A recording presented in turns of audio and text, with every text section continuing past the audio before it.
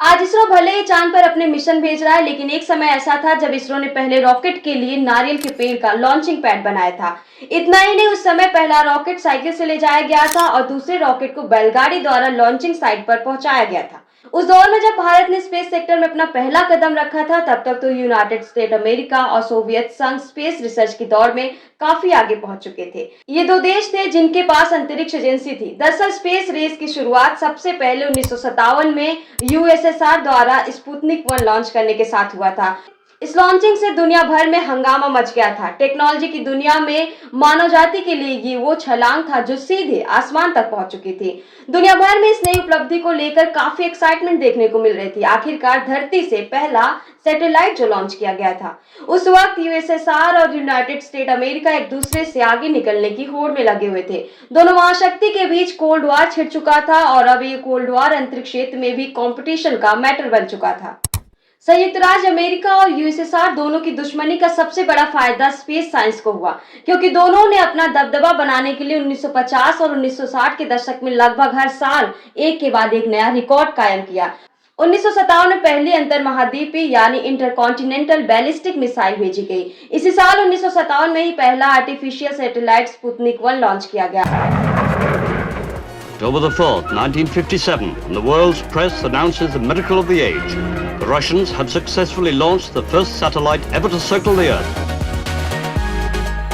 इसके अलावा first dog in orbit by Sputnik 2 भी इसी वर्ष की उपलब्धि है। इतना ही नहीं, इसी साल दुनिया का फर्स्ट सोलर पावर्ड सैटेलाइट और फर्स्ट कम्युनिकेशन सैटेलाइट भी पृथ्वी से कोसों दूर स्पेस में भेजा गया था। जिस इसरो को आज स्पेस सेक्टर में दुनिया सुपर पावर के रूप में जान रही है, उस इसरो ने इस ऊंचाई तक पहुंचने के लिए बड़े पापड़ बेले हैं। Here we have a majestic liftoff of LVM-3 M4 rocket carrying India's prestigious Chandrayaan-3 spacecraft. P2 tracking, प्रज्वलन और उस दौर में जब दो सुपर पावर यूएसएसआर और यूनाइटेड स्टेट अमेरिका अंतरिक्ष दौड़ में अपने चरम पर थे, तब भारतीय अंतरिक्ष मिशन अपने शुरुआती चरण में था। आलम यह था कि उस दौरान भारत के लिए स्पेस मिशन करना तो दूर, सोचना भी मुश्किल था। लेकिन कहते हैं ना, उड़ान हौसलों से होती है, पंखों से नहीं। जिस सफलता पर हम सब इतना गर्व महसूस करते हैं, उस सफलता को पाने के लिए इसरो ने बड़े संघर्ष किए हैं। दरअसल अंतरिक्ष क्षेत्र में भारत की कहानी शुरू होती साल 1962 में। उस वक्त रूस ने अपना पहला स्पेस मिशन स्पुतनिक लॉन्च किया था।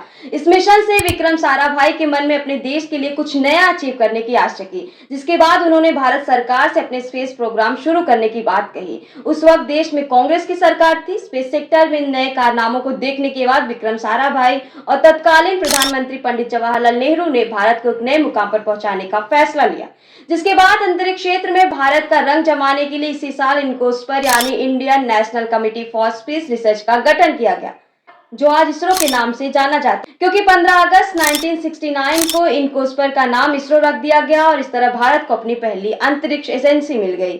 सबसे पहले बात करते हैं भारत के पहले रॉकेट लॉन्चिंग के बारे में। 21 नवंबर 1963 का दिन था। इस दिन भारतीय वैज्ञानिकों ने केरल के तिरुवनंतपुरम के करीब तुम्बा से पहला रॉकेट लॉन्च किया था। तब हालात ये थे कि रॉकेट को साइकिल पर रखकर ले जाया गया था। इतना ही नहीं, रॉकेट लॉन्च के लिए कोई जगह नहीं थी, इसलिए इसे एक चर्च से लॉन्च किया गया था। चर्च की इमारत को ही ऑफिस बनाया गया था। साफ साफ शब्दों में कहा जाए तो उस वक्त भारत के पास ना तो इतना बजट था और ना ही साधन। अगर कुछ था तो वो आत्मविश्वास, कुछ नया करने का। संघर्ष के रास्ते चलते हुए इसरो की कामयाबी की दास्तान धीरे धीरे बढ़ने लगी। 19 अप्रैल 1975 को भारत ने अपना पहला उपग्रह आर्यभट्ट लॉन्च किया। इस मिशन के लिए रूस की मदद ली गई थी। यह 360 किलोग्राम वजनी का एक छोटा उपग्रह था, लेकिन इसे बनाने में 3 साल का समय लग गया। उस समय इसरो के पास ना तो एक्सपर्ट्स की कोई टीम थी और ना ही पर्याप्त पैसा, लेकिन फिर भी इसरो के तत्कालीन अध्यक्ष सतीश धवन के मार्गदर्शन में इस काम को अंजाम दिया गया। उस जमाने में भी आर्यभट्ट की लागत करीब 3 करोड़ रुपए थी। लेकिन चाहे कितनी भी कठिनाइयां क्यों न थी, इसरो ने लगातार आगे बढ़ने का संकल्प ले लिया था। साल 1980 तक इसरो ने अपना स्वदेशी सैटेलाइट लॉन्च व्हीकल 3 यानी SLV-3 बना लिया। इस रॉकेट का वजन 17 टन था, जिसके कारण इसे बैलगाड़ी पर लाद कर लॉन्च पैड तक पहुंचाया गया था। 18 जुलाई 1980 को SLV-3 के जरिए रोहिणी सैटेलाइट को सक्सेसफुली ऑर्बिट में स्थापित किया गया। इसके बाद भारत उन 6 देशों में शामिल हो गया जो अपने उपग्रह को खुद प्रक्षेपित कर पाने में सक्षम था, यानी भारत ने अपने सैटेलाइट्स खुद लॉन्च करना शुरू कर दिया। साल 1984 में भारत ने एक नया इतिहास लिखा, क्योंकि इसी साल इसरो और सोवियत संघ ने मिलकर अंतरिक्ष में एक स्पेसक्राफ्ट भेजा। इस अभियान के जरिए राकेश शर्मा अंतरिक्ष में जाने वाले पहले भारतीय अंतरिक्ष यात्री बने। उस वक्त सोवियत की तरफ से इंदिरा गांधी को प्रस्ताव दिया गया कि वो इस मिशन के लिए 2 भारतीय को भेज सकती हैं।